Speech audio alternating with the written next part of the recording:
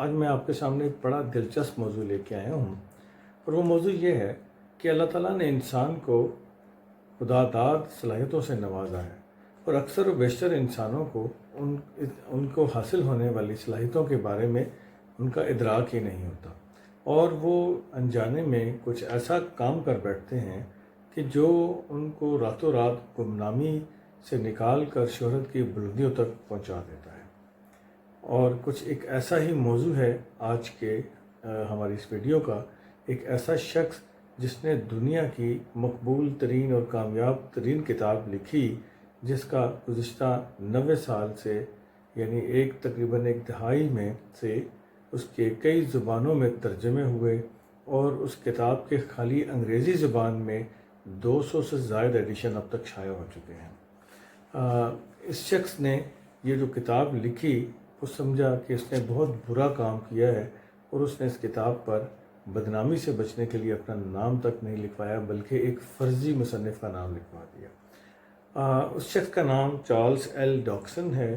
آئیے میں آپ کو اس کی تفصیلات بتاتا ہوں۔ اس سے پہلے کہ میں آپ کو اس دلچسپ موضوع کی مزید تفصیلات سے آگاہ کروں، ان نئے دوستوں سے جو ہمارے چینل پہ نئے ہیں، پلیز ان سے ریکویسٹ ہے کہ ہمارے چینل کو سبسکرائب کریں، بیل بٹن کو دبائیں اور آل نوٹیفیکیشن کو ضرور آن کریں، اور ویڈیو کو لائک بھی کریں، اور کمنٹس میں اس موضوع پہ اپنی رائے کا اظہار بھی کیجیے گا۔ آئیے میں آپ کو ان کی تفصیلات بتاتا ہوں۔ تقریباً 90 سال قبل کا ذکر ہے۔ ایک شرمیلا نوجوان 3 چھوٹی بچیوں کے ساتھ لندن میں دریائے ٹیمز میں کشتی پر سیر کرنے گیا۔ جب وہ کشتی میں سوار ہوا تو وہ ایک گمنام آدمی تھا، لیکن گھنٹوں بعد جب وہ بچیوں کے ساتھ کشتی میں سے نکلا تو وہ 19ویں صدی کی ایک عظیم نامور ہستی بننے کی راہ پر گامزن ہو چکا تھا، اور اس کا اسے خود بھی ادراک نہیں تھا۔ اس کا نام ڈاکسن تھا، لیکن آپ اسے اس کے نام سے نہیں جانتے۔ ویسے یہ اس کا حقیقی نام تھا، کہیں وہ پادری ڈاکسن کہلاتا اور کہیں اسے ڈاکسن کہا جاتا تھا۔ در حقیقت وہ ہفتہ بھر آکسفورڈ یونیورسٹی میں ریاضی پڑھاتا تھا اور اتوار کو کلیسیا میں واز کرتا تھا۔ بالغ لوگوں سے بات کرتے ہوئے وہ گھبرا جاتا اور اس کی زبان لکنیت زدہ ہو جاتی تھی، لیکن جب وہ چھوٹی بچیوں کو بے تکی کہانیاں سناتا تو اسے بڑا لطف آتا تھا۔ جب وہ 3 بچیوں کو دریائے ٹیمز کی سیر کرا رہا تھا تو اس نے ان کا لطف دوبالا کرنے کے لیے ایک عجیب و غریب کہانی سنائی۔ اس نے ان کو ایک ایسی چھوٹی بچی کی کہانی سنائی جو نیند میں ایک خرگوش کے بل میں جاگ پڑتی ہے، اور وہاں سے وہ ایک حیرت ناک دنیا میں جا پہنچتی ہے۔ بچیاں حیرت سے اسے آنکھیں پھاڑ کر اس کی کہانی سنتی رہیں۔ وہ کشتی اور دریا کی سیر کو بالکل بھول چکی تھیں۔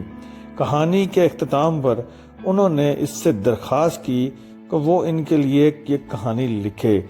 پروفیسر نے ان کی بات مان لی اور ساری رات بیٹھا کہانی لکھتا رہا، کیونکہ ان بچیوں میں سے ایک کا نام ایلس تھا، اس لیے اس نے اس کتاب کا یا اس کہانی کا نام ایلس ان ونڈر لینڈ یعنی ایلس حیرت ناک دنیا میں رکھا۔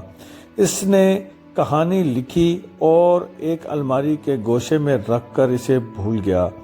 اس نے کبھی یہ خیال نہ کیا کہ کوئی اس کہانی کو پڑھنے کی خواہش بھی کرے گا، لیکن کئی سال بعد اس کا ایک دوست اسے ملنے آیا اور اچانک اس کی نظر الماری میں پڑے اس مسودے پر پڑی تو وہ اسے جھاڑ کر پڑھنے لگا۔ کہانی پڑھ کر اسے بڑا لطف آیا۔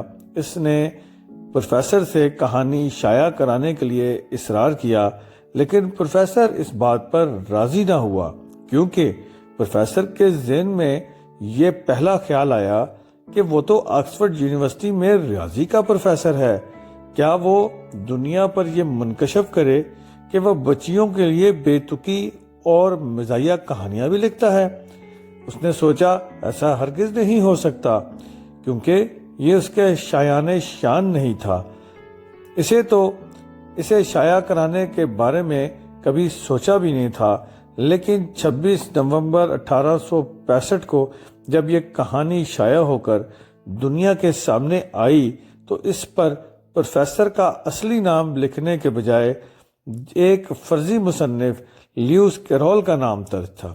یہ کتاب بڑی مقبول اور کامیاب ہوئی، لیکن مصنف اس کتاب کو لکھ کر نادم تھا، اس لیے اس نے اس پر اپنا نام لکھنے کے بجائے اپنا فرضی نام لکھنا زیادہ مناسب سمجھا۔ لیکن لوگوں نے اس کتاب کو ہاتھوں ہاتھ خریدا اور بہت ہی کم عرصے میں اس کا ترجمہ دنیا بھر کی مختلف 14 زبانوں میں کیا گیا۔ جیسے جیسے وقت گزرتا گیا کتاب کی مقبولیت بڑھتی ہی جا رہی ہے، اور اب تک اس کتاب کے صرف انگریزی میں 200 سے زائد ایڈیشن شائع ہو چکے ہیں۔ پچھلے 90 سالوں سے ساری دنیا میں بچوں کی مقبول ترین کتاب سمجھی جاتی ہے، اور شاید ہی اس موجودہ دنیا میں کوئی ایسا بچہ ہوگا جس نے اس کتاب کو پڑھا نہ ہو یا اس کے بارے میں سنا نہ ہو۔ لیکن مصنف کو یہ کتاب، یہ کہانی لکھتے ہوئے یہ احساس تک نہ تھا کہ یہ کتاب اتنی مقبول ہوگی۔ دوستو، بعض اوقات ایسا بھی ہوتا ہے۔